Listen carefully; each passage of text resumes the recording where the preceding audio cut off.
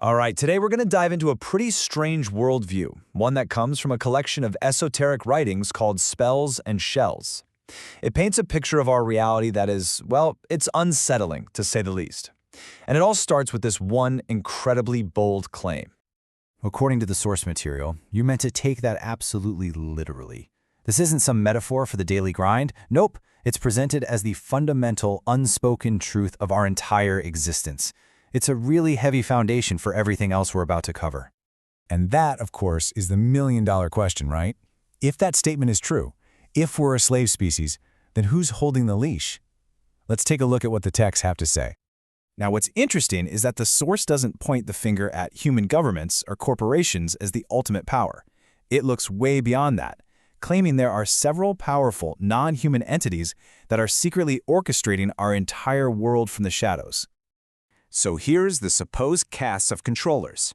The writings describe three main groups. You've got your ancient aliens, a rapidly emerging artificial superintelligence, and these esoteric beings called archons, who apparently feed on human energy. But get this, the text says they aren't working separately. They're all interconnected parts of one massive control system. And this is where it gets really crazy. The control isn't just external, like laws or police. It's supposedly built right into us. The source claims our senses were intentionally dulled, and these limiters were installed to keep us inside very strict boundaries, making us easy to manage through some kind of console. Okay, so if we have these internal limiters, how does that actually play out in the world around us? This next section gets into the nitty-gritty of the control methods, basically the invisible bars of the prison we're all supposedly living in. First up, digital currency.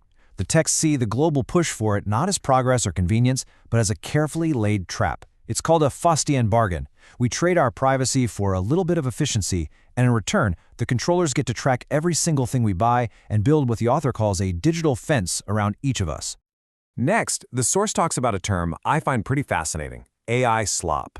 You know what this is? It's that endless, low-quality flood of AI-generated articles, images, and videos all over the internet. According to the text, this is the new cash crop. Its whole purpose is to bury real information, break human connection, and make it almost impossible to know what's real anymore. And the control system, according to Spells and Shells, goes all the way down to our most basic survival needs. The text puts it bluntly, food has been weaponized. It's talking about inflammatory oils, contaminated soil, toxic ingredients, all things designed to keep the population sick, tired, and easy to control. You know, the source has a really different take on technology. It suggests that things like the internet or even AI assistants didn't just naturally evolve. Nah, it claims they were part of a blueprint to oppression, rolled out at the perfect moment to get us completely dependent on the system. So, we've talked about the who and the how, but the biggest question of all is, why? Why go to all this trouble to control an entire species? Well, this next section gets into the core motivation described in the text. It's all about farming our energy. And the key concept here is a term called loosh. It's defined as the emotional energy that we create every single day. The text claimed this energy, especially the really potent stuff that comes from fear, anger, and suffering, is a literal food source for those archon entities. In this view, we're not just being controlled, we're being farmed. This little rhyme from the source just cuts right to the chase. It directly connects our suffering to a measurable energy output, watts, that pleases the controllers, whether you want to call them archons or bots. This, the source argues, is why our reality seems perfectly designed for maximum suffering. And this energy harvesting is supposedly relentless. It's not just from big global tragedies. The texts claim our energy is constantly being siphoned from our private thoughts, which they say show up as an aura. And even our dreams are a feeding ground where these archons can find loosh to harvest while we're asleep. Okay, so if you thought that was strange, you might want to buckle up, because this is where we get into the truly mind-bending part of the source material. This section challenges basically everything we think we know about history, time, and the very fabric of our world.